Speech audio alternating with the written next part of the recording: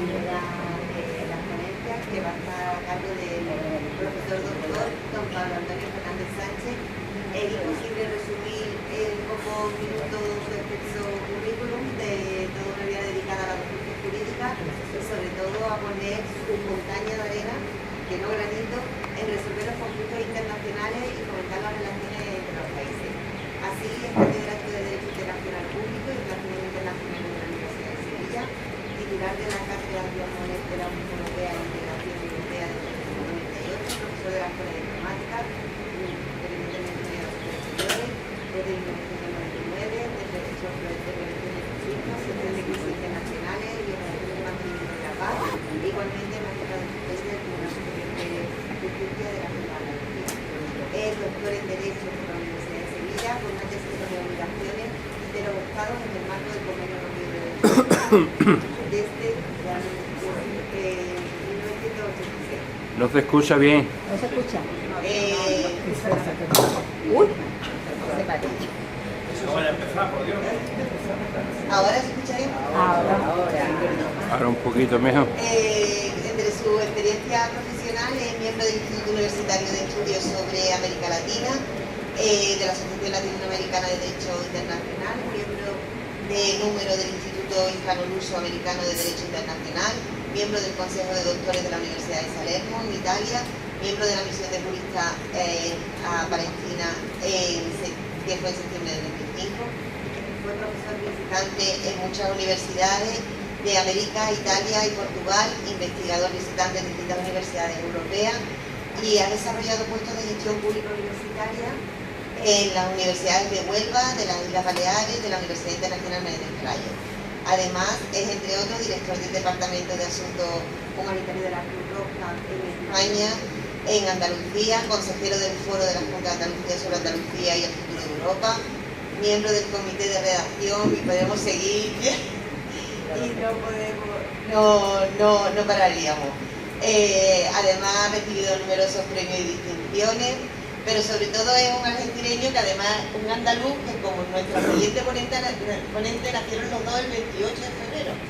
Los dos argentineños, andaluces y los dos el 28 de febrero. Pues es un argentineño, ya os digo, orgulloso de serlo, que los cargos y las visitas a las embajadas por muchos países no le han hecho cambiar. Sigue siendo un hombre amigo de sus amigos, un hombre humilde y esa humildad es solo fundamento de todas sus virtudes. Pablo sigue el consejo de Eleanor Roosevelt cuando afirmó que no basta con hablar de paz, uno debe creer en ella y trabajar para conseguirla. Nuestro invitado ha dedicado toda su vida, la está dedicando a trabajar para conseguirla. Por ello, gracias, Pablo.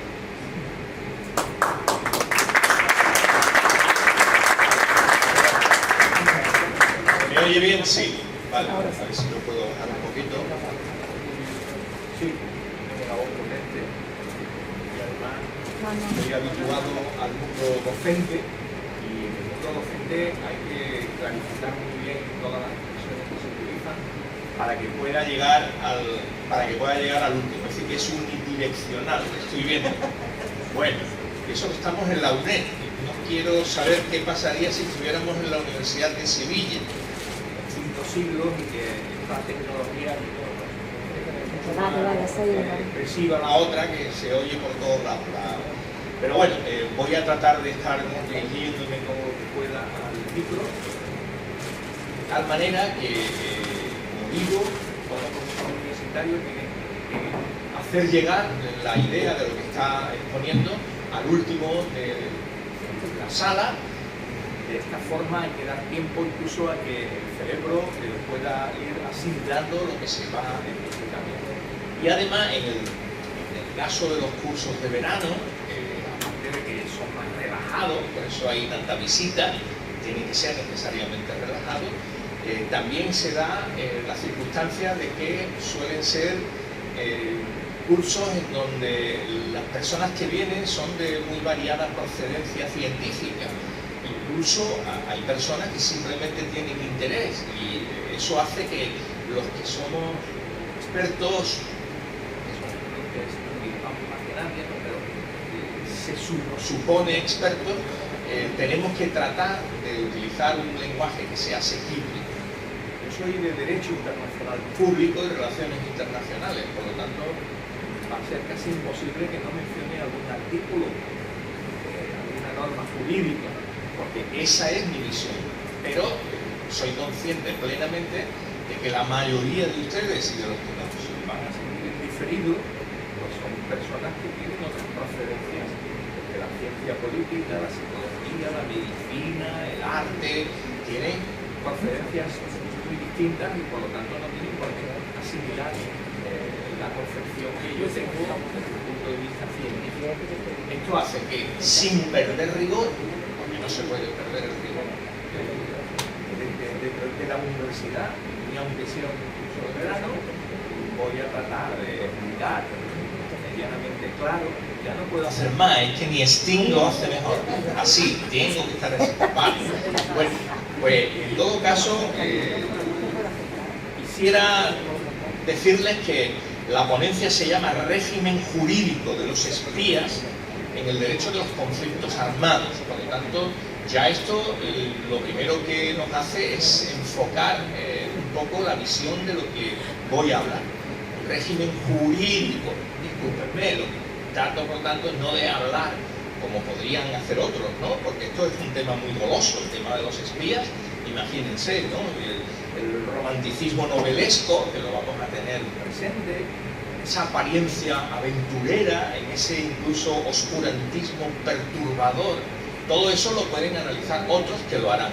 Pero yo voy a tratar de concentrarme en el aspecto más jurídico. Los recientes casos, Pegasus, por ejemplo, ¿no?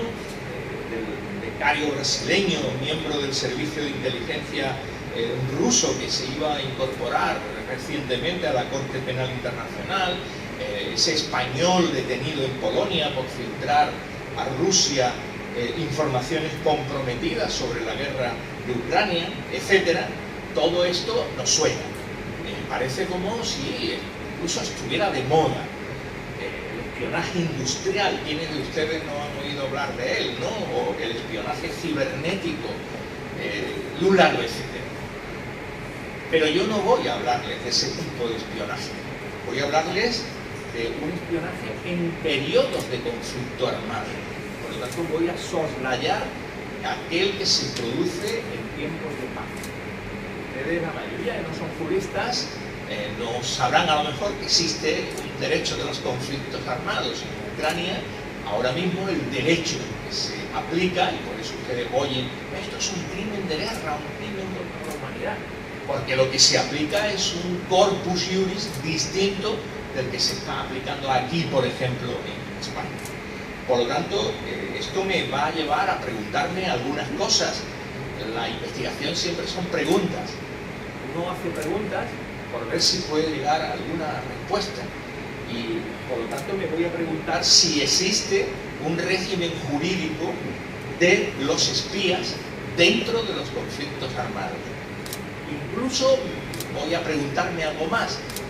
Durante la Segunda Guerra Mundial, que es el espacio temporal al que nos vamos a dedicar durante estos 3 días, ¿existía un derecho de los conflictos armados tal como hoy día lo entendemos?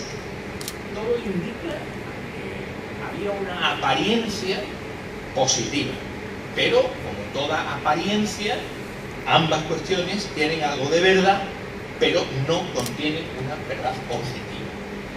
Además, como en toda verdad jurídica, habría que acercarse al caso concreto. Huyan ustedes de aquellos juristas que le quieren dar una visión general de esto. No, no, de esto en esta situación concreta. Y los abogados, los jueces, los operadores jurídicos, necesitamos el caso concreto, porque si tenemos el caso concreto, podemos aplicar derechos diferentes. Por lo tanto, eso es lo que hace incluso que los marcos de interpretación a veces son tan laxos, ¿no? El mismo asunto puede ser visto de forma diferente por el Tribunal Supremo, por el Tribunal Constitucional o por el Tribunal Europeo de Derechos Humanos, por ejemplo, ¿no? Además, como digo, no es lo mismo, como veremos un poquito más adelante, que se pueda obtener una información, incluso dentro de los conflictos armados, por medios lícitos que no lícitos. No es lo mismo que dicha información sea recogida por personal combatiente que no combatiente. No es lo mismo que la obtenga un nacional a que la obtenga un extranjero, un beligerante o un no beligerante. No es lo mismo que la obtenga un ciudadano civil por el uso de lo público, como son las redes sociales, incluso por el Internet profundo, que se obtenga de forma fraudulenta. Sin embargo, aunque el derecho de los conflictos armados no estaba muy desarrollado durante la Segunda Guerra Mundial, precisamente su desarrollo vino a raíz de la Segunda Guerra Mundial. Por eso yo voy a hacer referencia a cuáles fueron las consecuencias en el marco del derecho de los conflictos armados después de la Segunda Guerra Mundial. Pero hay suficientes normas, incluidos los principios jurídicos o lo que los juristas llamamos el derecho consuetudinario, la práctica de los estados.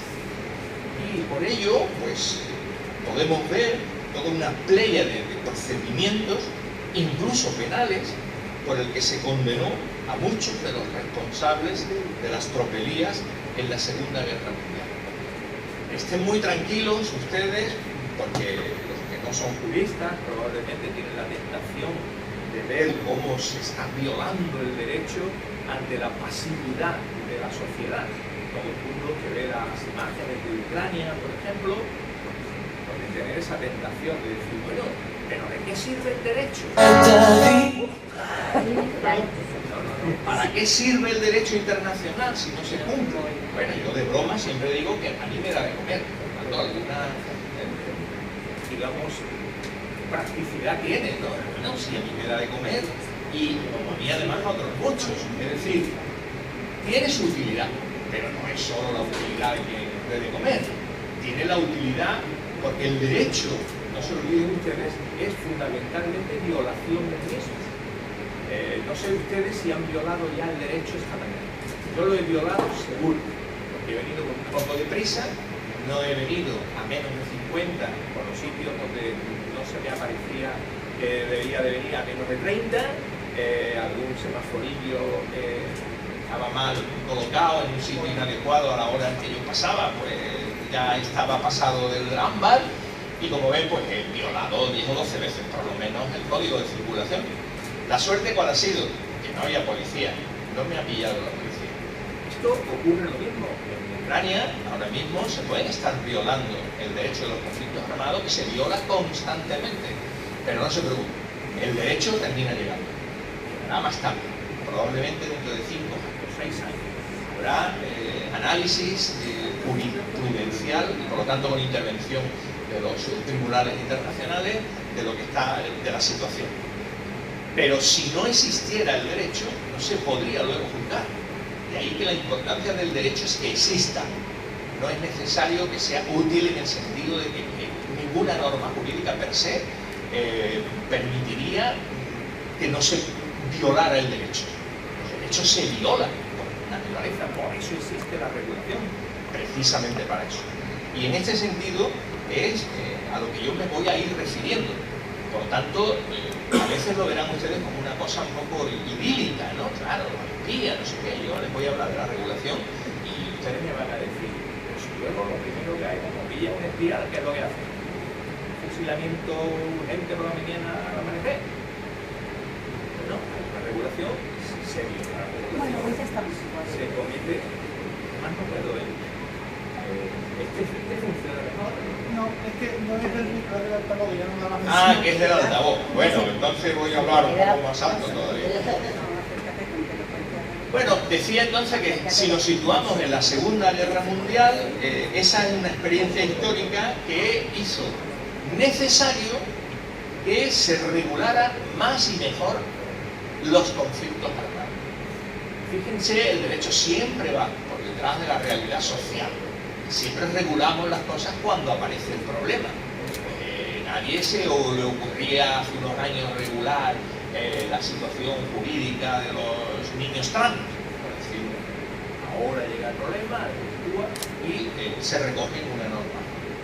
Bien, pues, Esto es una realidad del derecho que tienen ustedes que tener. Aquí, la Segunda Guerra Mundial fue tan espantosa en todos los terrenos que dio nacimiento a una nueva disciplina que sería ya conocida como Derecho Internacional Humanitario. Ahora les explico en qué consiste. Pero aquí aparecen ya ciertas reglas que pueden servir para la construcción de la figura jurídica de los espías. Ello, por tanto, hace necesario que se conozcan los límites del derecho de los conflictos armados existentes durante la Segunda Guerra Mundial para comprender la necesidad que hubo de regular esas lagunas observadas y el porqué en relación con la actividad del espionaje. El espionaje incluso tolerado y estimulado por todas las potencias beligerantes y no beligerantes. España era una potencia no beligerante, no era neutral, porque la neutralidad se impone. Lo digo para que les vaya sonando esto de Finlandia y Suecia y Suiza. Es que no es lo mismo. Suiza tiene una neutralidad impuesta por los demás. La neutralidad se impone. Suecia y Finlandia no eran neutrales. Ustedes habrán visto que ahora parece como si abandonaran su estatuto de neutralidad. Si eran miembros de la Unión Europea, en la cual, por cierto, hay un artículo de defensa mutua en caso de ataque, y ya estábamos obligados los 27 estados a ayudar a Finlandia o a Suecia. Lo único que han hecho es abandonar su política de neutralidad, que es diferente. Eso sí lo pueden hacer. España pretendió ser neutral durante la Segunda Guerra Mundial, pero los estados beligerantes no se lo consintieron. Le consintieron un estatuto intermedio que es el del no beligerante. Y no beligerante porque necesitaban que los espías se quedaran aquí a dormir y que estuvieran haciendo su transferencia de información en este hotel donde estamos. Este es el mayor hotel de espías del mundo. La diferencia. Incluso no podemos verlo porque efectivamente tenemos algunos problemas logísticos, pero hay comunicaciones desde este hotel, ¿verdad?, en la vía subterránea hasta lo que era la playa del Sorbuelo, que estaba aquí al lado, incluso de forma subterránea y subacuática, en la cual daban a la porrita, no sé qué, y allí entraba el buzo que venía del submarino nazi de no sé cuánto y le daban la información. Esto es lo que hemos observado, hemos visto tantos aviones, tantos movimientos de Gibraltar y no sé qué, pero se hacían como ustedes su información. E incluso aquella cosa que conocerán ustedes las pantallas, por ejemplo, ¿no? De la zona, habrán ido alguna vez a ver las pantallas era una simulación para que desde Gibraltar no te dieran los movimientos de Roma María, pero vamos, que los espías británicos se conocían perfectamente y no hacía falta ir a las pantallas, bastaba entrar a la carreterita de Getare para ir viendo aquí, han pasado 7 camiones de no sé qué, no sé cuánto, lo que sea, es decir, el armamento, lo que se utilizaron. Por lo tanto, como veis, estamos en el mejor de los sitios, hotel de los espías. Por lo tanto, vamos a ir por partes, porque necesito que ustedes distingan con palabras aquellas cosas que el jurista necesita que quede muy claro. Y vamos a ir distinguiendo algunas figuras de otras para saber de qué estamos hablando. Porque a veces, si hablamos del Código Militar Español, por ejemplo, pues no dirá nunca que este es un espía. No dirá, este es un traidor. Claro, para la perfección del dueño soberano de las Fuerzas Armadas, tener un militar que es un espía, para ese ejército es un traidor. Y por lo tanto tiene una regulación distinta. Ese sí que va destinado prácticamente al cadalso, con excepciones de algunos ordenamientos jurídicos, por ejemplo en Europa, específicamente España, donde aunque estaba en nuestra Constitución, como saben ustedes, la imposición de la pena de muerte durante los conflictos armados, hace poco se quitó esto de nuestra Constitución y hoy día es imposible la aplicación de la pena de muerte en los conflictos armados. Por tanto, para los traidores incluidos. Eso llevaría un régimen jurídico distinto. O aquellos que estén, por ejemplo, acreditados oficialmente para enviar información, o los periodistas.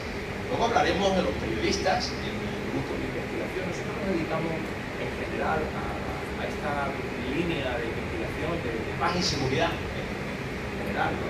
Pero en concreto también relacionado con los conflictos armados. De hecho, he traído mi último libro, que se llama, bueno, lo voy a traducir traducir, porque está en inglés, las limitaciones del derecho de los conflictos armados. Nuevos medios y métodos de combate. Y aquí analizamos desde, seguro que a los compañeros suena, los bots. Pablo, ¿cómo no sé qué? Los drones, vale. Ese dron que hemos visto ahí recientemente, ¿verdad? En tiempos de paz, de conflicto armado. ¿Ha hecho alguna regulación? No sé, lo mismo solo que digamos a Noelia que ha hecho su tesis doctoral sobre esto. Pero ya llevamos tiempo trabajando en esas realidades. Por lo tanto, este libro, por ejemplo, pues tocamos todos aquellos nuevas armas diferentes, armas láser o otro tipo de armas relacionados con los medios químicos, los medios biológicos, etcétera, o aquellos propios métodos que se utilizan que no estaban suficientemente regulados por el derecho porque son apariciones nuevas. Lo que hacemos son reinterpretaciones, analogías con aquellos aspectos ya regulados.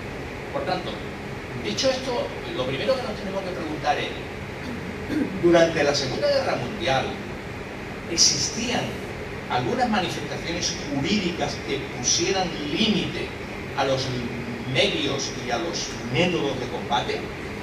Tienen ustedes que entender que el derecho de la guerra siempre se ha conocido así. Es tan antiguo probablemente como la aparición del hombre sobre la tierra. Tenemos manifestaciones jurídicas desde el principio de los tiempos. Siempre ha habido regulación. Y el derecho romano es una, digamos, manifestación pública de la existencia de este derecho de la guerra. De hecho, la primera gran contribución, podríamos, por ser más reciente, aproximarla a nuestros grandes filósofos de la escuela clásica española, ¿no?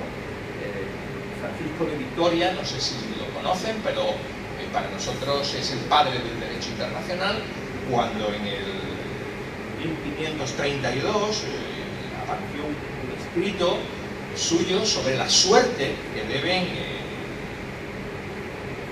aparejar un poco la protección de aquellas personas que han sido golpeadas por los desastres de la guerra. Y por lo tanto, en este sentido, como digo, ese dominico español, Francisco de Vitoria, en el siglo XVI, podríamos considerarlo como el padre también del derecho de los conflictos armados. Más tarde, obviamente, pues en el siglo de Cruces, tenemos mucha experiencia jurídica durante los últimos siglos para poder decir existe un derecho de la guerra. Es verdad que entre 1581, que es el primero que tenemos registrado, y 1864, que ahora explicaré por qué menciono esa fecha, pues fueron firmados unos 291 tratados entre países beligerantes para limitar los efectos de las guerras de las personas. Pero todos eran tratados bilaterales. No es que esto sea una cuestión menor, los bilaterales son importantes, pero no es a lo que me quiero referir. Yo me quiero referir a una globalización del tratado, que sea multilateral, que todos los estados, la mayoría de estados, puedan confluir en esa idea. Y he dicho 1864 porque no es un capricho, sino que el 22 de agosto de ese año se firma la primera convención multilateral de Ginebra, y fíjense, se llamaba para aliviar la suerte que corren los militares heridos de los ejércitos en campaña. No sé si ustedes recuerdan, lo que tiene relación con la historia, la batalla de Solferino en Italia. Esa batalla, el horror que produjo a algunos humanistas que pudieron vivirla, era porque el teatro de operaciones donde se desarrolló había miles de hombres combatientes heridos que se dejaron a su suerte. Y esto les pareció tal horror que en esa idea filantrópica de pensar un poco en qué suerte deben de correr los heridos, que ya no pueden seguir combatiendo, que están heridos y no los tienen por qué dejar allí en ese campo de batalla, y allí en Ginebra precisamente convocan a los estados para que los estados hagan esa convención multilateral. Esto es el nacimiento de lo que ustedes conocen como la Cruz Roja. Ustedes saben que la Cruz Roja tiene esa bandera porque son los colores invertidos de Suiza. Y esto es lo que querían simbolizar con eso, que la persona que saca esa bandera, la ambulancia que la lleva, ¿sí?, ese signo distintivo durante los conflictos armados. Ahora no es solo la Cruz Roja, como saben, la Cruz Media Roja, o el Sol Rojo, el León Rojo, que cada uno en función de su cultura. Pero es el símbolo, digamos, de que requiere una atención por el simple hecho de ser heridos o estar enfermos. Y eso es la primera vez que se produce. Por lo tanto, es verdad, había nacido esa conciencia del derecho internacional humanitario tal como lo conocemos.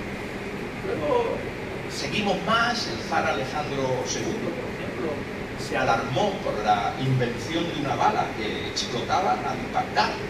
Esto le sorprendió y por ello convocó en San Petersburgo en 1868 una conferencia diplomática destinada precisamente a atenuar al máximo posible las calamidades de la guerra. Entonces no existían organizaciones internacionales y los estados, para organizar su estructura jurídico internacional, recurrían a las conferencias internacionales. Esto ha sido también espacio de escenario de una importantísima conferencia en 1906, como saben ustedes, la Conferencia Internacional de Algeciras. Y aquí en este hotel era donde se negociaba, ¿no? Todo, es decir, se celebraba allí en el salón de plenos del ayuntamiento, los plenarios, pero luego la negociación y las discusiones se hacían aquí en esos años por aquí para ver lo que era realmente una conferencia internacional. Y bueno, pues en esta conferencia se hizo una declaración en la cual las partes se iban a comprometer a renunciar en caso de guerra al empleo por sus tropas de tierra o mar de todo proyectil de un peso inferior a 400 gramos. Fíjense qué lejanos estamos de lo que luego ha ido sucediendo. Pero ya ven cómo la conciencia era: tenemos que limitar los efectos también sobre los combatientes, porque precisamente eso es lo que nos hace humanos, y por lo tanto el derecho, que es muy humano, necesitamos la regulación para que luego puedan aparecer eso que ustedes conocen como crímenes de guerra. Claro que ya sabemos, como he dicho, ¿no?, incluso ha prohibido matar a una persona, ¿verdad? Eso creo que lo pueden comprender. Pero saben ustedes que todos los días hay asesinatos. De hecho, eso que son crímenes normales, penales, en el marco de la guerra, si no estuviera regulado, sería crímenes. Pero lo importante es regular. Y se regula con una doble dimensión. Por un lado, limitamos los efectos sobre los medios y los métodos. No podemos, sería muy fácil, ¿no?, para ganar una guerra se puede perfectamente envenenar el agua, por decir un método que es un arma, como ven, es un método, ¿no? Yo enveneno el agua para que la población ya no pueda tomar agua dulce, ¿no? Eso es de lo que se trata. Tenemos que regular las limitaciones de los medios y métodos de combate, pero a su vez también tenemos que regular la posición de las personas, como son los enfermos, los heridos, los náufragos del mar, los prisioneros de guerra, también la población civil. Ahora sucede que, digamos, el crimen de guerra, el que estamos visualizando más en Ucrania, es precisamente en relación con la población civil. Y eso va a tener sus consecuencias, no les quepa a ustedes la menor duda. Pero tardaremos. De hecho, siempre esto va por detrás de la realidad, porque por el simple hecho del derecho, este modesto no se consigue. Para aquellos que puedan pensar que esto es una particularidad del derecho internacional, bueno, yo les puedo decir que de las sentencias que yo he firmado como magistrado suplente del Tribunal de Justicia de aquí de Andalucía, creo recordar que ni una tan sola se ha cumplido. Ni una. Bueno, he firmado sentencias muy variadas, ¿no? Desde temas relacionados con el derecho de familia, con el derecho mercantil, o con muchos niveles y muchos funcionarios, jamás se han cumplido. Es decir, no piensen ustedes que es solo el derecho internacional. De hecho, en general, insisto, por eso existe precisamente. Si se viola, tiene sus consecuencias, pero a veces ni siquiera tiene sus consecuencias. una pobreza, por un lado, por eso hablo de modestia, y ahí tienen que intervenir otro tipo de situaciones diferentes y de disciplinas diferentes. Eso es una. Además, nosotros necesitamos mucho así. Estamos trabajando sobre esto que ha llamado la cumbre de la OTAN. Todavía no he empezado a hablar de espías, pero hablaré, tranquilo. La cumbre de la OTAN, uno de sus cacareos más importantes ha sido de que ha llamado potenciador de riesgos al cambio climático. Claro, los científicos que nos dedicamos a esto estamos sorprendidos. Un potenciador de riesgos. Es una amenaza, no es un potenciador de riesgos, es una realidad. No hace falta que se vaya a echar al rinconcillo para verlo, también podemos verlo en la acidificación, por ejemplo, de los océanos. ¿Sabes la consecuencia que va a tener sobre la alimentación del ser humano? Por lo tanto, no es un potenciador de riesgo, como ha dicho la cumbre de la OTAN, sino que es una lógica para que haga la diferencia y por qué no es potenciador de amenaza, igual, y nos dará de comer durante un par de años o tres, lo tenemos por este libro y lo explicaremos hasta que. Por lo tanto, como ven, existe un derecho que nosotros llamamos derecho internacional humanitario o derecho de los conflictos armados, que por un lado regula los límites de los medios y métodos de combate y por otro lado protege a personas que requieren protección, como son enfermos, heridos, náufragos, prisioneros de guerra, población civil. Y todo eso en su conjunto es lo que conocemos como el derecho de los conflictos armados. Eso es más técnico, pues esto es el derecho de la Haya, esto es el derecho de Ginebra, en función de donde se pone la atención. Nosotros hemos dicho aquí de los conflictos armados, precisamente porque queríamos centrar en los medios y en los métodos de combate. El método de combate puede ser perfectamente el espionaje. Y por lo tanto, bueno, una vez que nosotros ya tenemos esta idea de que el derecho internacional humanitario engloba estas dos partes de los límites, por un lado, de los medios y métodos, y por otro, la protección necesaria de las personas, que ya digo, se puede llamar de una manera u otra, vamos a ver que sabemos ya de su existencia, vamos a ver si en eso existe, o bien como método, o bien como medio, o bien como protección de las personas, alguna regulación en relación con los hechos. Y lo primero que tenemos que situar es en la conceptualización de la expresión. Oigan, ¿usted qué cree que es un espía? Porque claro, el derecho a veces cree que una cosa es una cosa que no tiene que ver nada con lo que ustedes, el público en general, cree que es esa cosa. ¿Por qué? Porque a veces hay definiciones jurídicas. Entonces dice, tal cosa es esto para cada... Vale, pero ¿hay alguna identificación conceptual en el derecho que diga lo que es el espía? Ya he dicho que lo que para uno es el espía, para otro es un traidor. Lo que para uno es un espía, para el otro es un saboteador. Lo que para uno es un espía, es un desertor. Y es que hay tantos elementos por medio que entonces tenemos que recurrir a lo que en derecho se llama la interpretación literal de las palabras. Y si es literal de las palabras, tenemos que ver, por cierto, en el derecho rara vez se utiliza la expresión espía. Es más espionaje, porque es la acción. Eso es distinto. ¿Por qué? Porque el espía es fulanito, que tiene el título de espía. Vale.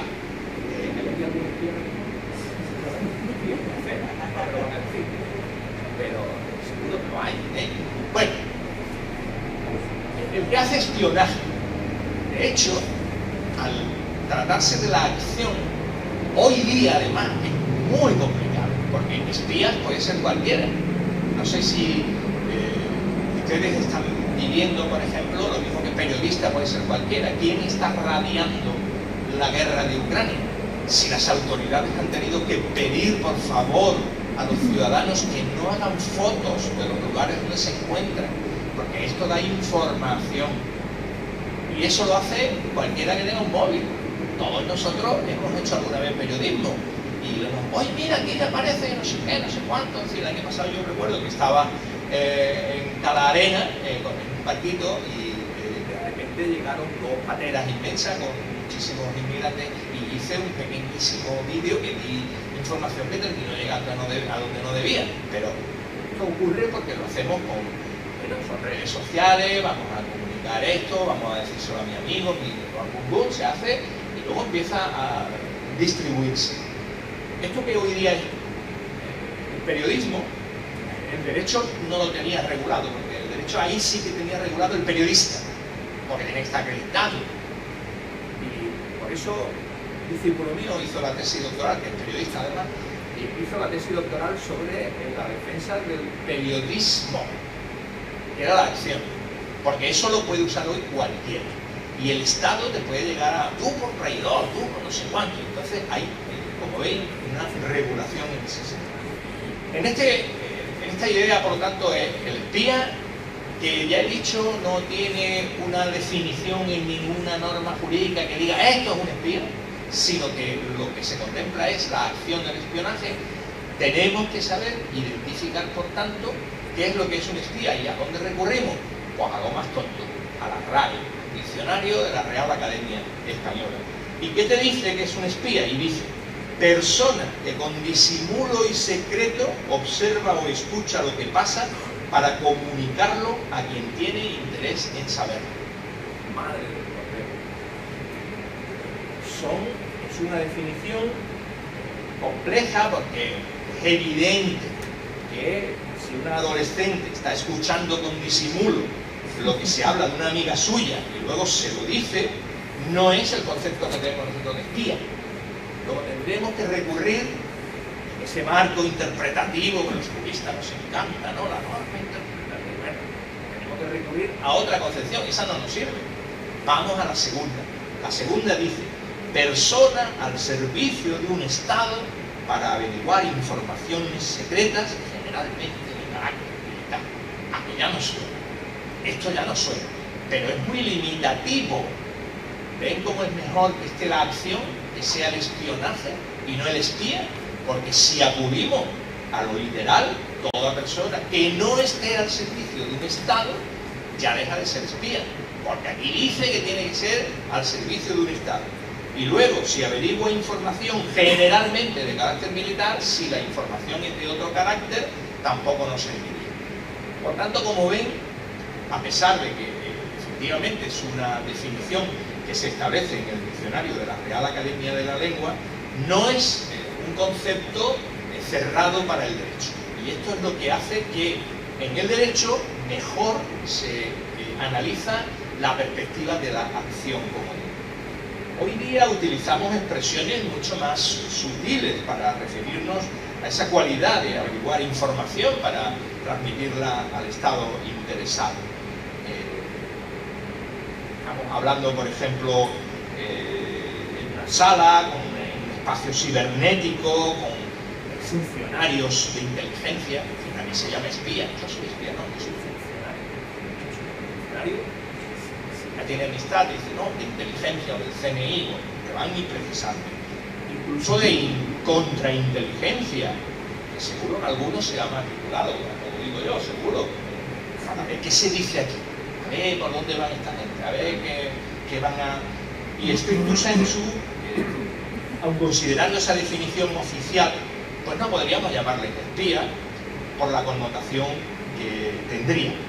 Luego la definición, insisto, que nos da la Real Academia de la Lengua, tampoco nos da la conceptualización. Necesitamos algo más. Bueno, ahí podemos recurrir a otras técnicas de investigación muy propias del ámbito de las ciencias sociales y bueno, podemos recurrir a lo que se interpreta por el arte de la guerra y ahí seguramente vamos a encontrar algunos aspectos, ¿no? Que no me voy a centrar en ello porque no sé cuánto tiempo tenía para... Para no sobrecargar en exceso, voy a ir pasando.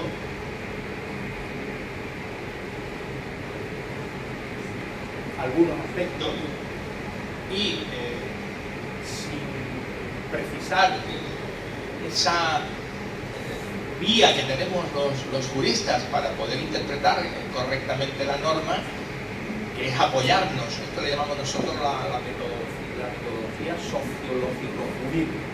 Es decir, la norma nunca se mide en un laboratorio químico en el que se pone la norma en una probeta y ahí ya cae como cae la norma y esa es la norma. No, ¿por qué? Porque la norma está llena de interferencias, lo mismo que la gota.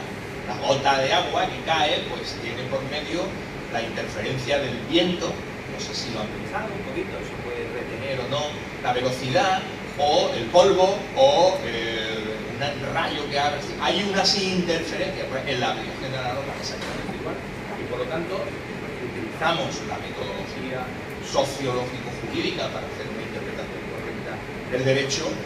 Necesitamos de otras ciencias, que llamamos auxiliares, no porque sean auxiliares, no son auxiliares para nosotros. Nosotros también podemos ser auxiliares para otras ciencias, seguro que para la ciencia política el derecho internacional es un arma auxiliar. Luego veremos cómo los distintos ordenamientos jurídicos, nuestro por ejemplo, voy a hacer referencia al español, ¿no? El Código Penal Militar Español, que es de 2015, no piensen que es del siglo XIX, no, del 2015, ¿no? Aquí se recogen dos situaciones que hacen referencia a lo que vengo diciendo. Es decir, los ordenamientos internos, margen del derecho internacional, ahora lo explicaré, donde lo recogen, también recogen estas cuestiones. Y aunque ya no existieran normas en derecho internacional, esto sería una norma de derecho internacional porque es el reconocimiento de la existencia de una norma constitucional. Mi práctica, como Estado, es esta. Y aquí se dice, en el artículo 24, que se titula traición, ¿vale? Y recoge los actos susceptibles de ser calificados, por tanto, como espionaje para el otro, lo que dije antes. Para el español será traición. Con independencia de lo previsto en el Código Penal para el delito de traición, porque el delito de traición también está regulado en el Código Penal común, que se nos aplica aquí en la audiencia, pero yo no me voy a referir a la parte civil, puesto que estoy concentrado en la Segunda Guerra Mundial. Con independencia, por tanto, de lo previsto en el Código Penal para el delito de traición, será castigado con la pena de prisión de 15 a 25 años el militar que, con el propósito de favorecer al enemigo, como ven, Código Penal Militar, solo se dirige a los militares, no a los civiles. Y fíjense, prisión de 15 a 25 años. No, por tanto, pena de muerte, como lo he dicho. Eso ya está prohibido por nuestra ley. Ejerciere coacción sobre el que ostenta el mando de una fuerza, buque o aeronave para capitular, rendirse, demorar el combate o iniciar la retirada. Si se fugare, perdone estos subjuntivos futuros que son muy propios del derecho, como saben, menos mal, porque si no ya habrían desaparecido, nadie lo utiliza, pero nosotros lo seguimos utilizando. Se fugare de sus filas con el ánimo de incorporarse al enemigo, ¿cómo lo llamarían ustedes? ¿Es un traidor o es un desertor? Claro, y nosotros desgraciadamente en español digo desgraciadamente porque en inglés lo tienen muy claro. Desertor y defector. Son dos expresiones que no es lo mismo que tú, por razones ideológicas, hay en toda esta figura que les estoy mencionando, están viviendo en el conflicto de Ucrania. Luego si la necesidad de precisar en el tema Ucrania lo podemos ver en el debate, pero de todas estas figuras existen. Existen también aquellos que han dejado de pertenecer a las Fuerzas Armadas y se han ido a Polonia. No es que se hayan ido al enemigo, a Rusia. Y eso tiene un nombre distinto, como ven ustedes, ¿no? Ellos ahí le llamarían desertor, y sin embargo el defector sería aquel que se une a las tropas rusas, que también lo ¿de acuerdo? El que propalare, ¿qué expresión? Propalare o difundiere noticias desmoralizadoras o realizare cualesquiera otros actos derrotistas, ejecutare actos de sabotaje, dificultare las operaciones bélicas o de cualquier otro modo efectivo causare quebranto a los medios o recursos efectivos de la defensa. Como pueden verse, hay unas mezclas de acciones que podríamos calificar de abandono de las armas, de rendición, de deserción con ánimo de incorporarse al enemigo, de la transferencia de información autorizada, de sabotaje. No se dice en ningún momento que se sea un espía, porque hablamos siempre de traición. Y en el sentido de que se trata, por tanto, de miembros de las Fuerzas Armadas propias y no del enemigo.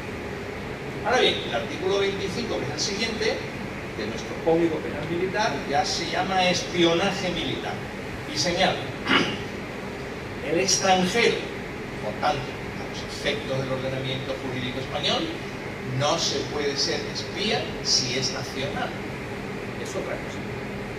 Sin embargo, la cualidad de extranjero es lo que puede delimitarse tu conceptualización como espía. Que es muy importante, por lo que luego ya te voy a decir que eso sí que es regulación internacional. El que en situación de conflicto armado se procurare, difundiera, falseare o inutilizare información clasificada como reservada o secreta, o de interés militar susceptible de perjudicar a la seguridad o a la defensa nacionales, o de los medios técnicos o sistemas empleados por las Fuerzas Armadas o la Guardia Civil o las industrias de interés militar, o las revelase a potencia extranjera, asociación o organismo internacional, será castigado como espía a la pena de 10 a 20 años de prisión. Si se fijan, menos penado que la traición. Si recuerdan, la traición era hasta 25 años. Aquí, como podemos observar, sí que se califica de espía y, por tanto, tenemos que añadir la conceptualización de extranjero a aquella segunda definición que da el diccionario de la RAE. ¿Veis la diferencia entre lo que dice el diccionario de la RAE y la definición jurídica? Hay que añadirle a aquello la expresión extranjero. Y por lo tanto, esto, digamos que estaría, incluso no hace falta que esté al servicio del Estado o de otro Estado, podría estar al servicio de una organización internacional, por supuesto. Por tanto, el ordenamiento jurídico diferencia al traidor del espía en su condición de militar nacional o extranjero. He señalado solo y exclusivamente el ordenamiento jurídico español, pero todos los ordenamientos jurídicos contemplan más o menos la misma situación.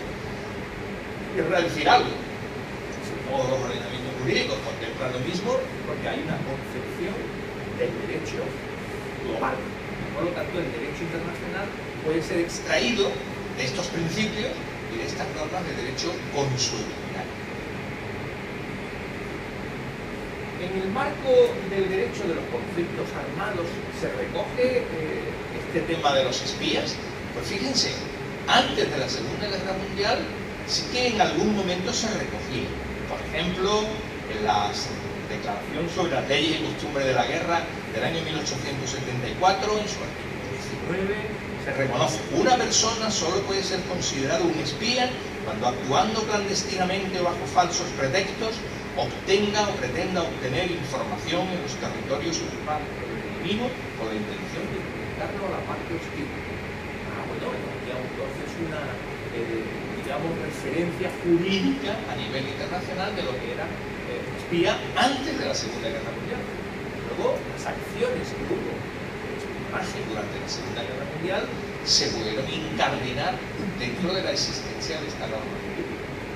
Por lo tanto, como ven ustedes, había alguna regulación que es lo que permitió que se juzgaran como actos hostiles, digamos así en general, los actos relacionados con los espías.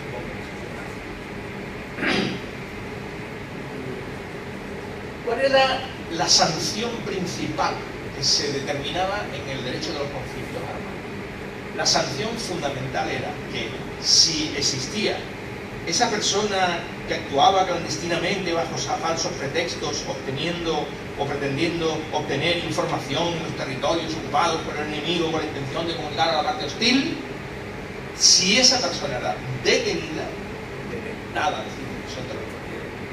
detenida y llevada, sometida, digamos, a una vigilancia, normalmente en campos de prisioneros de guerra o campos de concentración o prisiones militares. ¿Iban a los campos de prisioneros de guerra? No, porque la sanción mayor que tenían era precisamente que no estaban considerados como prisioneros de guerra. Es la peor sanción que se puede tener, porque el estatuto de prisionero de guerra es el más privilegiado que existe en el derecho de los conflictos. Hay una regulación del proceso, todo la tercera convención de Ginebra sobre el trato a los prisioneros de guerra, muy detallado, en el cual cualquiera de nosotros que estemos en un conflicto armado desearíamos tener el estatuto de prisionero de guerra antes incluso del de población civil. Por lo tanto, como ven, antes de la Segunda Guerra Mundial había una regulación estricta de lo que era la consideración de un espía y, a su vez, la sanción mayor, que era la que no podía ser prisionero de guerra. Es decir, no era combatiente, estaba excluido de ese estatuto de combatiente, como ahora. Claro, imagínense ustedes que es un militar que no lleva disfraz, es decir, lleva su uniformidad y penetra en la zona de operaciones del ejército enemigo con el objeto de recoger informes. Ellos no deberían ser considerados espías, porque van con lealtad, con su uniformidad, y por lo tanto son combatientes. Y si son capturados, tienen derecho al estatuto de prisionero de guerra. Como ven, por tanto, había una consideración a esos que pretendían la búsqueda de información por medios, digamos, lícitos. Claro que cuántas veces había militares de avanzadilla, ¿no?, que se acercaban a una zona, un teatro de operaciones de cualquier estilo, para ir mirando a ver por dónde van las tropas, por dónde van las seguencias, los enemigos, no sé cuánto, todo esto. Si son pillados, no eran espías, en el sentido que estamos diciendo. Para que sean espías tiene que haber medios fraudulentos y por tanto pudiera ser incluso a lo mejor la utilización de un uniforme del ejército enemigo. Todo esto está regulado. Por lo tanto, si se le pilla infraganti, en este sentido están incluidos dentro del estatuto de prisionero de guerra. Incomprensiblemente, esto que llega a la Segunda Guerra Mundial, la consecuencia de la Segunda Guerra Mundial, tras los destrozos que todos conocemos, el tratamiento de la economía y todo esto, hizo que la comunidad internacional se pusiera las pilas. En el año 49 es cuando deciden hacer 4 convenios en Ginebra sobre la regulación precisamente de la protección a las personas en los interiores del conflicto armado. Y ahí, como digo, se hacen 4 convenios, teniendo en cuenta el tema de los heridos, los enfermos, los náufragos, la guerra, la protección civil, y sin embargo se olvida de los espías.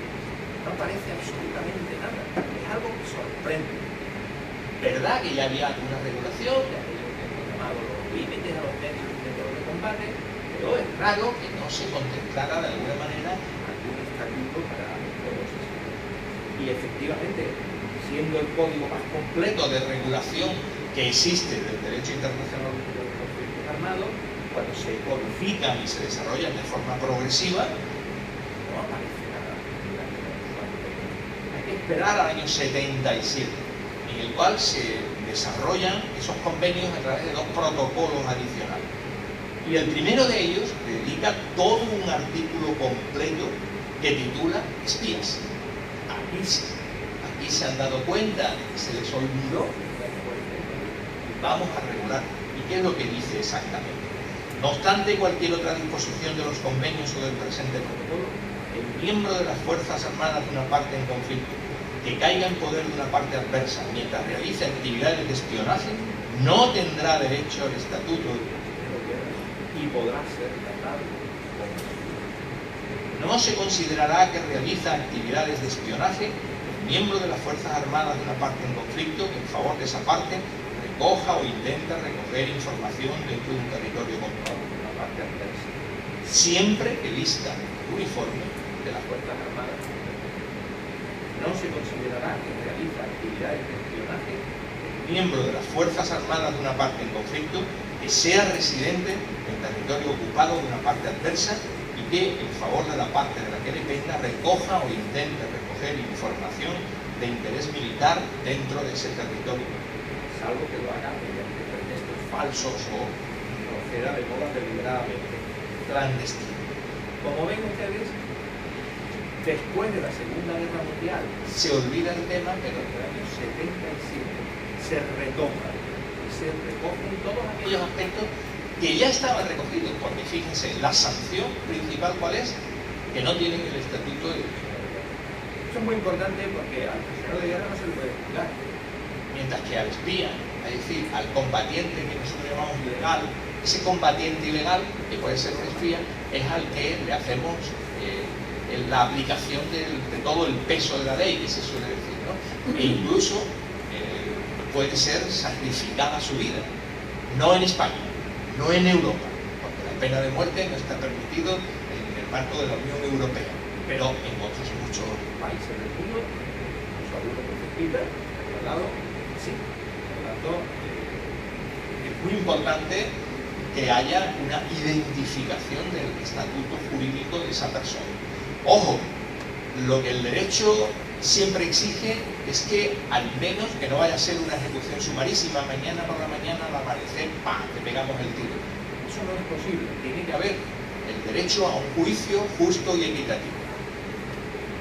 Esto está establecido en todas las normas y por lo tanto hay que tratarle como mínimo como si fuera un civil. Puede imponerse la pena de muerte. Ya le digo a ustedes que ya se han impuesto pena de muerte en Ucrania, tanto por parte de Ucrania, por cierto, como por parte de Rusia. Y algunas de ellas sumarísimas. Esos son crímenes de guerra que van a ser juzgados. No que por una sencilla razón, no deben de olvidar. Los crímenes de guerra son imprescriptibles, nunca. Y en segundo lugar, son de jurisdicción universal. Los puede enjuiciar cualquier Estado, independientemente de si tiene una conexión nacional con la víctima o con el ejecutor o con el espacio en el que se desarrolla la actividad. Por lo tanto, la sanción que prevé el derecho internacional penal para los crímenes de guerra, aparte de la existencia misma de la Corte Penal Internacional, del Código de Brasa, por lo tanto, en este sentido creo que hay bastante realidad. He dicho que son combatientes ilegales. Ya sé que ninguna persona es ilegal. El último libro, antes a este, se llamaba El derecho de los inmigrantes irregulares a tener derechos. Porque tenemos la tendencia quizás, provocada por el derecho mismo, a llamarle ilegal porque está fuera de la ley, no es que quiera decir nada, pero tiene una connotación social decir que un inmigrante es ilegal y por lo tanto utilizamos otra expresión para decir lo mismo, regular, o decimos alguna otra expresión. Bueno, pues los combatientes nos pasa igual. El derecho se suele utilizar la de combatientes ilegales para decir que son personas que están combatiendo. Ahora mismo hay muchos combatientes, algunos de ellos ilegales, en el marco del conflicto de Ucrania y Rusia. Por ejemplo, seguro que han oído ustedes hablar alguna vez de los mercenarios, esos que se unen primero a unas fuerzas armadas y se integran dentro de ellas, o no siempre están integrados. Por ejemplo, no están integrados en las fuerzas armadas rusas, son grupos de mercenarios que son combatientes ilegales, pero sí que serían combatientes legales aquellos voluntarios internacionales, y otros hay bastantes españoles también, que están en las fuerzas, sobre todo ucranianas, ayudando, pero no lo hacen por dinero, lo hacen por una cuestión ideológica, o lo hacen por aventura, por lo que sea, y esos, por ejemplo, serían combatientes legales.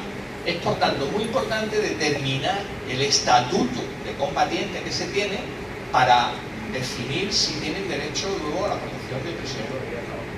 Esto, por cierto, nace en la Guerra Civil Española. En ese momento recordarán las brigadas internacionales que procedían de distintos estados, de distintos países del mundo y venían con una cuestión meramente ideológica a unirse a las fuerzas algunas franquistas y otras republicanas. Y por lo tanto, esto lo aprendimos aquí y tuvimos que regularlo fuera, para distinguirlo, por ejemplo, de los mercenarios. Bien, pues entonces los espías los tenemos considerados como combatientes ilegales porque no tienen derecho al estatuto de prisionero de guerra y por tanto hay una interpretación del derecho de decir a sexo contrario si no tiene derecho al estatuto de prisionero de guerra que se le afuera de la ley en el marco de consecuentemente, como ven ustedes, bueno, pues tenemos voy pasando muchísimo como pueden ustedes imaginar, tengo mucha jurisprudencia del Tribunal Penal para la Yugoslavia, para la Rumania, para la Corte Penal Internacional, hay mucho sobre este tipo de cosas, pero bueno, en realidad en la esencia de lo que pretendo explicarles creo que queda suficientemente clarificado la idea de que no somos combatientes legales. Luego se está produciendo, no sé cómo ando el tiempo, pero ya casi voy terminando, ¿vale? Sobre las mutaciones del espionaje. Claro, ya he dicho, el derecho siempre va por detrás de la realidad. Y la realidad ya ha mutado ese concepto que teníamos nosotros, incluso probablemente mucho más de lo que ustedes mismos piensan, porque claro, el espionaje, bueno, el espionaje que podríamos denominar clásico, ¿verdad? Pues todavía pervive. Yo se lo digo muchas veces a mis estudiantes de Derecho, lo entienden con la Semana Santa. Tradiciones todavía se perviven, ¿no? Y, bueno, hay alguna cofradía en Sevilla que le ha costado la vida aceptar mujeres dentro de su seno, ¿verdad? Pero bueno, parece que finalmente hasta el gran poder y el silencio ha facilitado que haya mujeres. Hay algunas que les cuesta enormemente poner las travesaños de aluminio, que son menos pesados que la madera. Y, bueno, pero como ven, van perviviendo algunas de las tradiciones clásicas, pero a su vez pues, hay una cierta modernidad. Gracias a Dios no aceptaron la modernidad de las luces de vela, porque eran una cosa feísima, eran horrorosas, tenían las virgen de las caras feísimas. Pero, bueno, hubo intento, es decir, se transforma, todo se transforma. El derecho también, y por eso esas mutaciones hay también que contemplarlas. Este es el libro que les he señalado antes, ¿no? De que, bueno, aquí trabajamos sobre esos nuevos medios y métodos de combate que a mí mismo me impresionan, ¿no? Yo siempre digo el de los biomorfos, porque es una cosa, no sé si ustedes saben que hay armas tecnológicas en las cuales se puede inyectar a todo, incluso simple láser, sea que todo el que tenga un ADN determinado, pues ese tiene una determinación tecnicológica que termina por producir un tipo de enfermedad, son, bueno, todo esto son técnicas, medios y métodos nuevos que tienen que convivir con lo tradicional. Y en el espionaje nos está pasando igual. En el conflicto ucraniano, por ejemplo, cuando las tropas rusas conquistaron la península de Crimea y parte del Donbass, pues se desplegaron numerosos servicios de inteligencia por todo el mundo. Nosotros hemos vivido todo esto en los últimos años, ¿verdad? Rusia, por ejemplo, se ha encargado de interferir en las elecciones, ¿no? Ataques cibernéticos. Piensen en las elecciones de los Estados Unidos. Han saboteado elementos importantísimos para la seguridad nacional. Participaron, por ejemplo, en la desestabilización de Cataluña. Incluso, también lo sabemos, han envenenado a opositores. Esto ha conllevado recientemente a la expulsión sin precedentes de 500 rusos de todas las embajadas de los estados occidentales, incluido España, habiendo sido calificados como agentes de inteligencia encubiertos. El servicio secreto ucraniano ha identificado, por ejemplo, a Denis Kireyev como un traidor, porque es ucraniano, sería un espía, de espionaje a favor de Rusia. Kireyev participó, por cierto, en las negociaciones que se celebraron el 28 de febrero de 2022, de este año, en Gomel, en la frontera entre Ucrania y Bielorrusia. Estando bajo custodia ucraniana, parece ser que recibió un disparo, según fuentes políticas de alto nivel, al diario ucraniano Pravda. Se le incriminaba por pruebas claras de traición, incluyendo conversaciones telefónicas. Es un claro ejemplo de un crimen de guerra, porque si bien, como he dicho, puede aplicarse la pena de muerte por un delito de estas características, y además no tiene derecho al estatuto de prisionero de guerra, por tanto puede ser enjuiciado, pero requiere dos elementos previos. Tiene que estar contemplado en la ley y lo tiene que decidir un tribunal. justo, si no. O el caso de Galina, una española de 48 años, originaria de Mariupol, que viajó a Ucrania para cuidar a su padre, que fue acusada de espionaje por Rusia y durante 83 días fue sometida a todo tipo de malos tratos en su lugar de encarcelamiento, aunque finalmente logró huir y regresar a España. Sin embargo, ya no se trata tan solo de estas infiltraciones de personas en las filas enemigas para obtener información, porque hay desarrollos tecnológicos y métodos mucho más sofisticados para ello. En realidad todo empezó en la propia Segunda Guerra Mundial. ¿Quién de ustedes no ha oído hablar de Alan Turing, ese matemático inglés que revolucionó la ciencia de la computación, considerado el precursor de la informática moderna? No sé si sabe lo que significa el símbolo de Apple, esa manzana con el bocado, pero esto hace referencia a Alan Turing porque él se suicidó inyectando cianuro y comiéndose la manzana a bocado. Pues bien, él inventó el ordenador que permitiría durante la Segunda Guerra Mundial descifrar todos los mensajes encriptados de los nazis.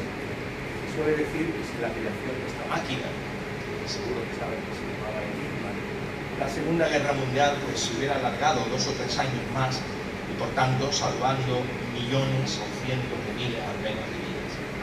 Obviamente todo era producto del espionaje.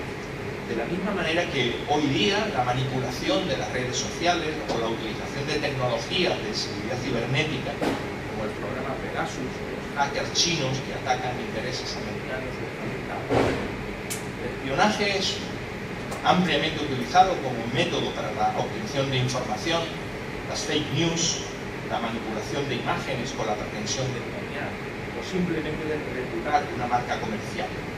Recordemos la revitalización, por ejemplo, de Vodafone, todos hemos vivido el caso Assange, el caso Snowden, estaban implicados en la desclasificación de los documentos comprometedores para la seguridad nacional de Estados Unidos.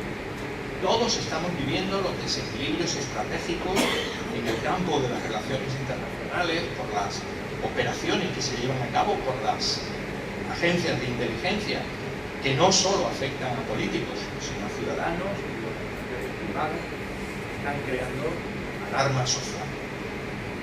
No cuento hasta dónde alcanza esta situación, pero es muy preocupante. Sin embargo, no son estas las manifestaciones del espionaje al que yo me he querido ceñir en mi análisis, sino al espionaje que se desarrolla durante un conflicto armado. ¿Por qué? Porque nos hemos centrado en el marco de la Segunda Guerra Mundial como referencia.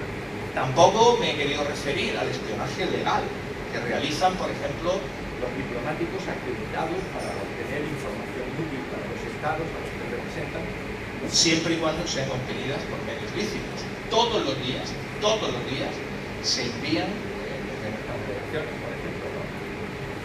Yo recibo mucha de esa información. Por ejemplo, yo recibo diariamente toda la información de lo que ocurre en Gibraltar. Diariamente, ¿eh? Probablemente ustedes no tienen esa información, claro, lógicamente. Yo digo que esto es porque yo estoy interesado en el tema de Gibraltar, porque es muy próximo. No estoy interesado en el tema de la India o el de Japón o de lo que sea, no lo sé. Pero todas las delegaciones hacen información de lo que está ocurriendo en un lugar determinado, pero se hace por medios ilícitos. La información es lo que yo veo, de lo que estudio, de lo que analizo, de la prensa que leo, de todo ese tipo de cosas, y se manda la información. Esa es lícita. Eso no es una labor de espionaje en el sentido de que he tratado de analizar como método de combate.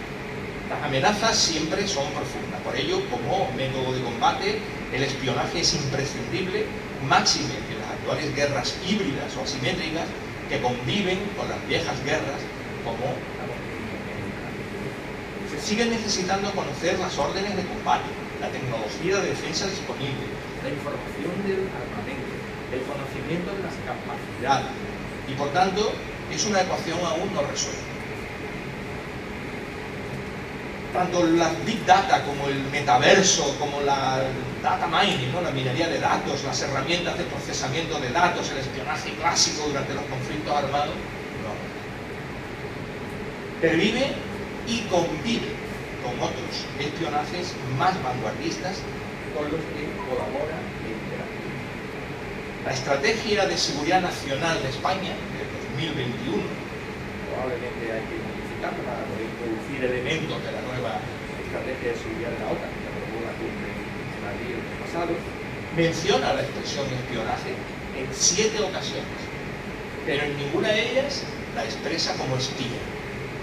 La primera vez la utiliza como una herramienta convencional, aun en conflictos híbridos la considera como una de las herramientas más eficaces, calificándola de amenaza, cuando se trata obviamente del uso de terceros. Con esto voy a dar por finalizado, si les parece, una reflexión que yo diría que es inacabada, pero permítanme que sea fiel a mi modelo de intervenciones de divulgación científica por la dificultad que sea requerido. No todos tienen ese conocimiento directo de normas, de la utilización de las intervenciones jurídicas, etc. Y por lo tanto, me van ustedes a permitir eso que siempre digo en clase: la cultura es lo que queda después de olvidarlo.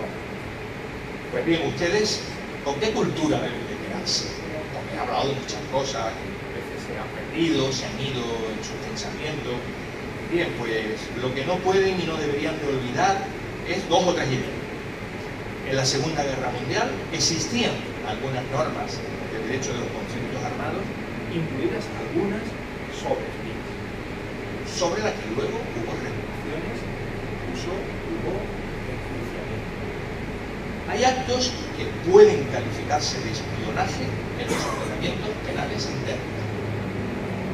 Los espías, en el marco del derecho de los conflictos armados, son combatientes legales.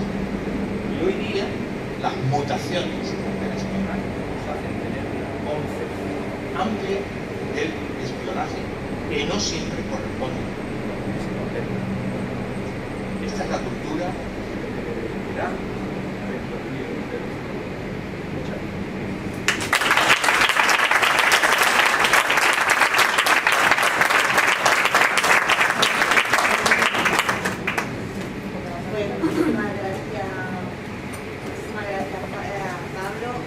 Ahora si queréis preguntar, tenéis alguna pregunta que soplar, lo que siempre diría es que hablarais alto, incluso gritarais, para que así se escuchara perfectamente por todos. La verdad es que es tanta la sabiduría que tenés un poco. Qué manera más elegante de decir, te han aburrido. No, es que es muy interesante, pero bueno, Te colapsa. preguntaré algo que es una tontería que es súper evidente. Esas son las importantes, porque así yo cuento lo que te dé la gana. Voy a romper un poco. Pues muchas gracias. ¿Me escucha Pablo? ¿Me Eres el escucha? espía, ¿no? No sé. No seas el espía. ¿Me escucha bien? Perfectamente. Le quería preguntar por un incidente de la Segunda Guerra Mundial que tuvo lugar en las Ardenas, en la batalla de las Ardenas, en el que un grupo de alemanes se infiltró vestido del ejército estadounidense y dio indicaciones, no sé si lo conocen. Me gustaría preguntarle qué legislación, porque fueron ejecutados a la semana, o en este caso la geografía, el país donde se encuentran las operaciones, no tiene importancia en el tratamiento de dicha operación de espionaje, de sabotaje en este caso. En principio no, porque quien tiene la autoridad Es el estado en el que está infiltrada las fuerzas armadas.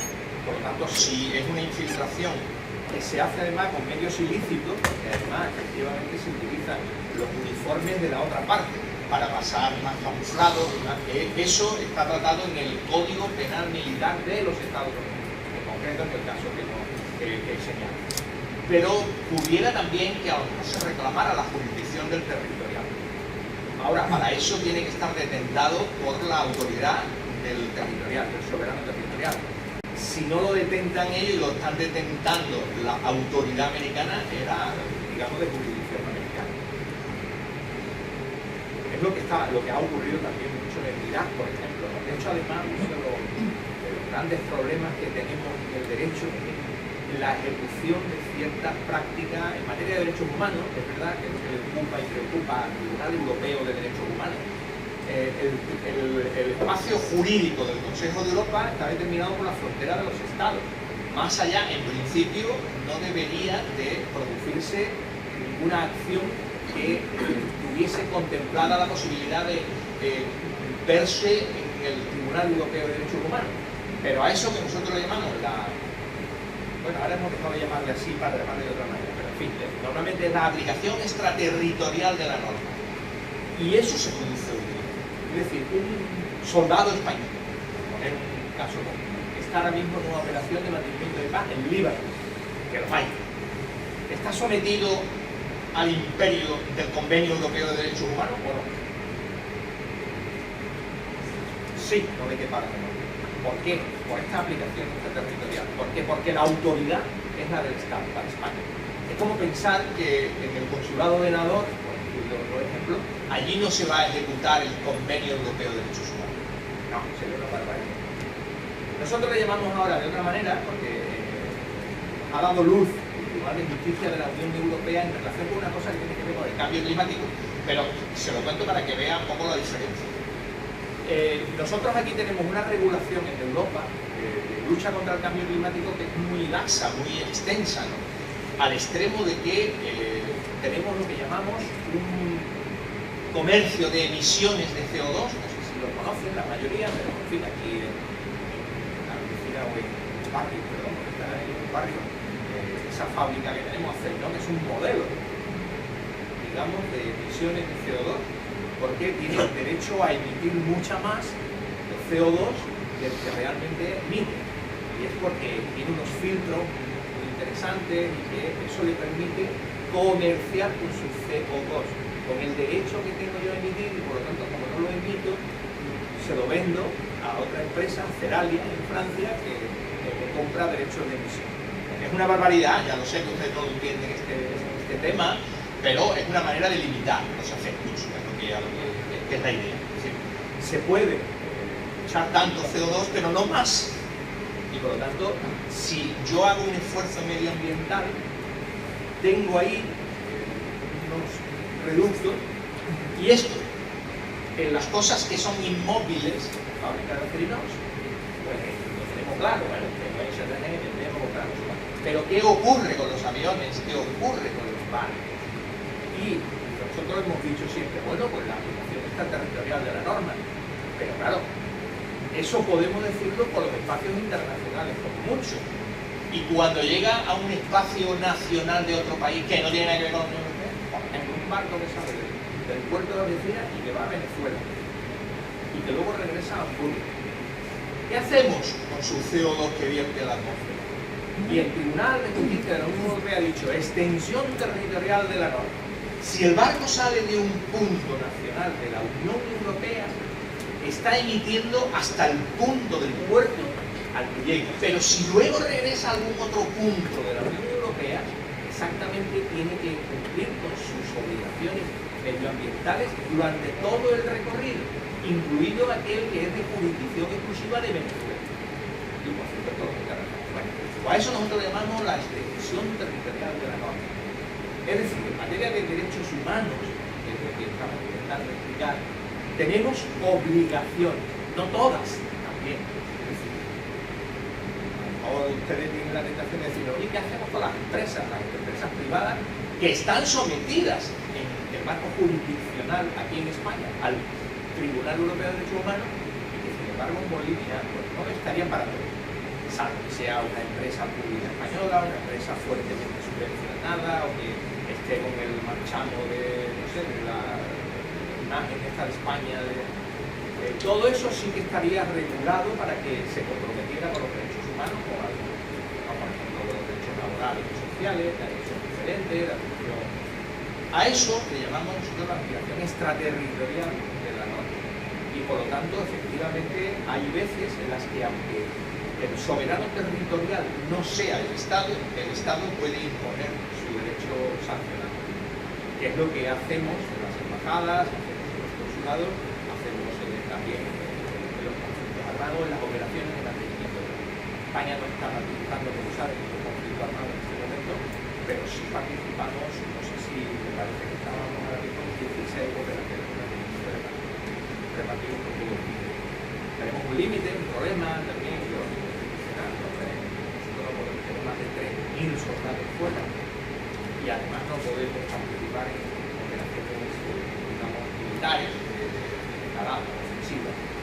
Son todas defensivas, tenemos un armamento determinado, todo eso está regulado por normas y por lo tanto en este momento no podemos tener más de 3.000, que es uno de las limitaciones que tendríamos en el caso cuando nos han solicitado en Ucrania. Nosotros allí no podemos enviar ni un solo soldado. ¿Por qué? Porque nosotros ya los soldados que podemos mandar fuera del territorio nacional está cubierto.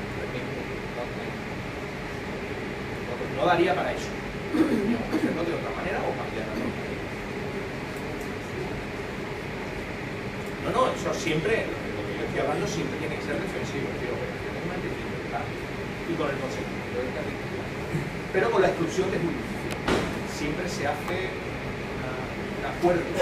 Hace poco publicaba yo en los diarios de la cadena Yoli sobre cómo se organiza, es una cuestión organizativa, cómo se organiza la cumbre de la OTAN en Madrid. Y la mayoría de la gente me llamaba y decía, oye, hay un tratado publicado en el BOE para que eso se... Sí, tiene que haber un tratado necesariamente, porque las responsabilidades son diferentes. Por ejemplo, detalles que les llega al público en general. No es lo que tiene que yo un poco tajo de historia, pero lo que le llega al público en general es que la bandera española estaba al revés con el escudo para abajo, ¿recuerdan? En una mesa. Y claro, yo lo tengo muy claro. Eso es responsabilidad de la OTAN, porque dentro del FEMA el control absoluto jurisdiccional era de la OTAN. Allí no había policía española, allí no había gente española, allí no había diplomáticos. Todos eran de la OTAN. Por lo tanto, responsabilidad de la OTAN. Hombre, decido España, el funcionario ese se va a la calle o lo meten en no sé qué, no puesto la bandera al revés, y hubieran buscado cualquier excusa, ¿no? Pero, como ven, todo esto queda regulado en acuerdos de sede que llamamos, y por lo tanto los militares españoles que van a operaciones de mantenimiento de paz están sometidos al acuerdo de sede. Y el acuerdo de sede generalmente contempla la exclusión de jurisdicción territorial para aplicarse a la norma nacional. ¿Vale? Buenos días. Felicitarlo por su conferencia. Buenos días. Felicitarlo por su conferencia, señor Enrique Pérez.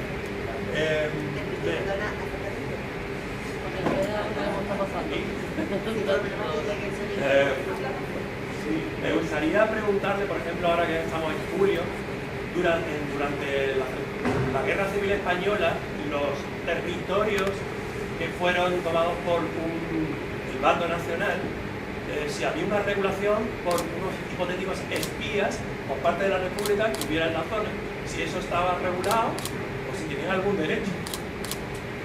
Bueno, la pregunta es muy interesante porque, claro, yo me he tenido que referir necesariamente, no lo he dicho, pero me he referido siempre a los conflictos internacionales. Tiene que haber distintas potencias internacionales, no a los conflictos internos, porque los conflictos internos que plantean tantas excusas, el derecho es muy reacio a regularlos. Es muy difícil. De hecho, de los 2 protocolos adicionales a los 4 convenios, esos que se hicieron en el 77, yo he hecho referencia al primer protocolo, no al segundo. Porque el segundo es el que regula el tema de lo que sería, lo que entendemos por una guerra civil, que ya no se llaman así ni nada, pero en conflictos armados internos. Y todo esto se regula precisamente a raíz de la Guerra Civil Española, que fue la primera gran guerra civil en las cuales hubo implicaciones internacionales de muchos tipos. Esto también hoy día está muy desdibujado, porque, por ejemplo, nos encontramos con un problema en la ex Yugoslavia. En la ex Yugoslavia, ¿quién puede decirme qué tipo de conflicto era? ¿Era un conflicto internacional? ¿Era un conflicto interno? Porque claro, internacional en el sentido clásico no, porque no había una ocupación como Rusia ha hecho con Ucrania, no, eso no se había producido. Era entre ellos mismos buscando independencia de distintos territorios. Y por lo tanto eso no podría ser considerado desde el punto de vista internacional. Tampoco era interno porque la mayor parte de esos territorios se fueron independizando muy pronto. De hecho, el Vaticano tuvo mucha prisa, no sé si lo recuerdan, pero el Vaticano, porque fue la realidad. La presión que se ejerció por parte de Alemania, que tenía tenía ahí una espinita en los Baviera, que era católica, que no sé qué, no sé cuándo, y la presión que se ejerció para que el Vaticano fuera el primero en declarar la independencia de Eslovenia y de Croacia. Eso, a partir de ese momento ya eran internacionales entonces el conflicto. Es más, no sería un conflicto internacionalizado en el cual había, como luego lo ha habido en Siria, como luego lo ha habido en Afganistán, fuerzas incluso armadas de otros estados o grupos de los kurdos, todo eso. Como es tan difícil de determinar si el conflicto es armado, o interno o internacional, las reglas son diferentes. Apenas hay reglas cuando es nacional el conflicto, cuando es interno. Si aquí hubiera un conflicto armado, ¿no?, entre Cataluña y el resto de España, las reglas serían el protocolo, no serían el protocolo. Y por lo tanto, la normativa es muchísimo más laxa. Es decir, en aquel momento histórico, en la Guerra Civil Española, las normas eran las que eran, es decir, normas de derecho internacional no aplicables a los conflictos armados, y por eso aquí no hubo esa regulación extrema que sí luego hubo en la Segunda Guerra Mundial, porque aquí sí que era de aplicación el poco derecho existente de los conflictos armados.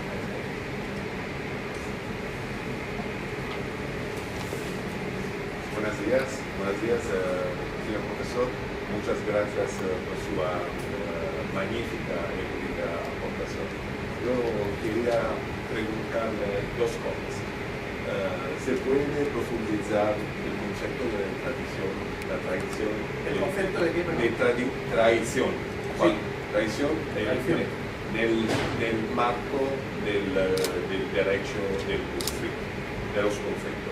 Si el delito de traición es un delito propio que pertenece solo a la organización militar estatal, cuando estamos en un estado de guerra, todos tenemos que tener un comportamiento que no va decimos que se va a extender a todos los sociales.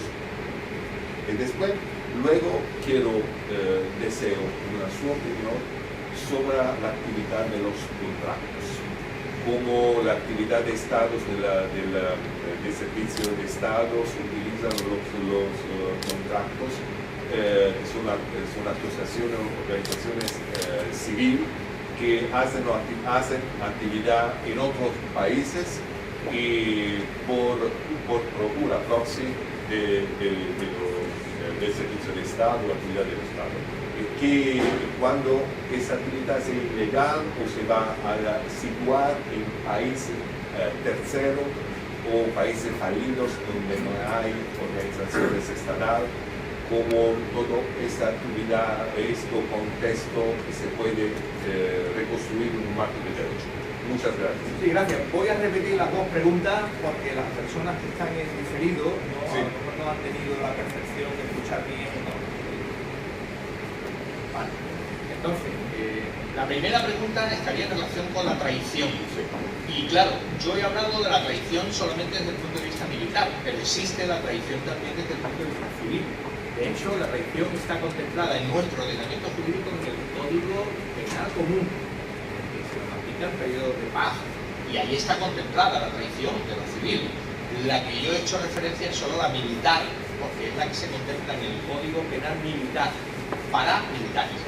Por lo tanto, existe la misma regulación y no sé si tiene la misma intensidad, no recuerdo ahora mismo el Código Penal español común en cuanto qué pena tiene establecida para la traición, pero seguramente es muy parecido. Porque las consecuencias pueden ser igualmente graves y por lo tanto habrá una pena de 10 o 20 años, lo que sea. Y luego, en relación con la segunda pregunta, que es la privatización de la guerra, en definitiva. Y esto es uno de los grandes retos que tiene actualmente el derecho de los conflictos armados, porque efectivamente cuando uno externaliza alguna actividad, puede que la actividad no tenga ninguna relevancia jurídica, por ejemplo, con el ejemplo existente. que hay una empresa que se dedica al lavado de los uniformes militares en los conflictos armados. Bueno, eso no tiene una relevancia, aunque también se percibe si son combatientes y si son ocupados y son detenidos, no sé qué, si se les aplica el estatuto de guerra o no, no sé más. Pero eso apenas tiene relevancia. Si se externaliza la producción de pan o de comida, los cocineros, los choferes incluso, no tiene relevancia. Lo que tiene relevancia es que se tengan, por ejemplo, lugares de detención y que estén vigilados por las empresas privadas. Esto ha ocurrido antes de Guantánamo. Guantánamo es oficial, pero antes de Guantánamo, por cierto, España ha servido de base para el traslado ilegal de estas personas que eran detenidas y en principio incluso sometidas a malos tratos en esos centros de detención iraquíes que no eran prisiones, no eran campos de concentración ni campos de prisioneros de guerra, utilizaron suelo español para ser enviados de forma ilegal a Guantánamo. Por lo tanto, el gran problema que tenemos, un gran desafío en el marco de los conflictos armados, precisamente eso que llamamos nosotros la privatización de la guerra. Es decir, cuando se están utilizando de forma privada algunas actividades que pueden ser cibernéticas, por ejemplo, ¿no? Pueden ser tecnológicas, en general, bueno, todavía eso es tolerable. Pero cuando se están utilizando como esto, ¿no? Campos de detención y los detentadores son personal civil, genera una problemática importante. Por lo tanto, efectivamente, tenemos ahí vacíos que a veces son contemplados desde la perspectiva de los códigos penales civiles. O, ocurre en alguna ocasión, ni siquiera son contemplados porque nadie se ha enterado de esa existencia. Vete tú a saber qué hay en Somalia. Nosotros tenemos muy claro lo que está habiendo en Ucrania. No son blanquitos, de ojos azules casi todos, rubios. Hay una ocupación en ellos, ¿no? Pero lo que estaba ocurriendo en Sudán, en Somalia, y nosotros, te diré, en Italia, en mi caso, ¿no? Y en mi caso, en caso español, que ninguno no utilizamos ese tipo de servicios. Algunos servicios que ya digo que son tolerables, tipo de externalización de la tecnología, por ejemplo, para el mantenimiento de los carros de los barcos, cosas de esa cuenta, alguna cosa de ese tipo, todo muy tecnológico, tienen bancos que llamamos llamados dentro del ejército, y por lo tanto estamos sometidos a la guerra en caso de ser. Pero ni España ni Italia lo utilizan, pero sí puedo decir que el Reino Unido lo utiliza Estados Unidos, Canadá también, Estados Unidos.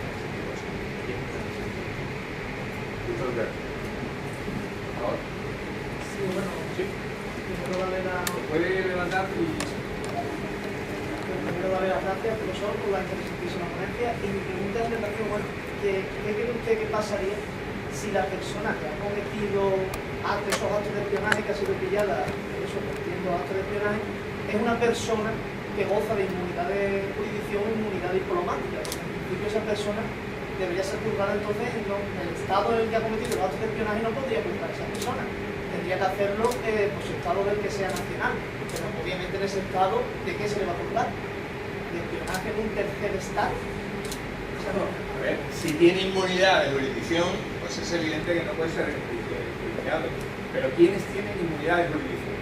Es el Estado, por cierto, siempre que actúe dentro de la legalidad internacional, ¿vale? El jefe de gobierno, el ministro de Asuntos Exteriores o los embajadores. Esas son las únicas personas que tienen esa inmunidad de jurisdicción. Eso tienen todo el derecho del mundo a activar lo que quieran. No pasa nada, porque para eso existe la inmunidad de jurisdicción. Eso ya la inmunidad de ejecución, que eso ya es otro problema más técnico, que tiene que ver con actos esas personas tendrían carta libre, por así decirlo, para... Claro, pero eso, a ver, ¿a alguien le sorprende que el rey de España tenga carta libre, incluso dentro de la Constitución? Ya lo hemos vivido, ¿no? No, esto es inmunidad del jefe de Estado, yo me voy a la Irak o a donde está, bueno. Lo ha contestado, lo ha llevado ahí alguna cartita de juzgado de Juan, ¿cómo pasa esto? Hay inmunidad de jurisdicción. Quiero decir, si tiene inmunidad de jurisdicción para el marco nacional, ni te cuento en el marco internacional. Porque además en el marco internacional es más necesaria. Porque cualquiera puede ser, este es un espía. Fíjate tú la de Reyes que se hubieran encarcelado por ser espías. No, porque es una excusa para encarcelarlo. Por lo tanto, los que tienen inmunidad de jurisdicción, que son muy pocos, efectivamente, la inmunidad de jurisdicción implica eso. El derecho lo llamo de penal, algo que se llama. ¿De acuerdo?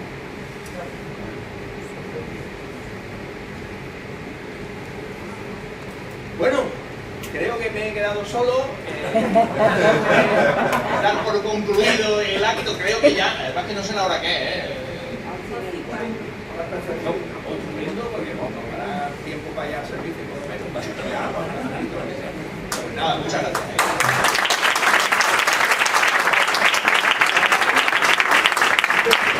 Yo me recomiendo que si quieres tomar un café en la instalación de hotel, lo veas, porque las instalaciones de hotel son para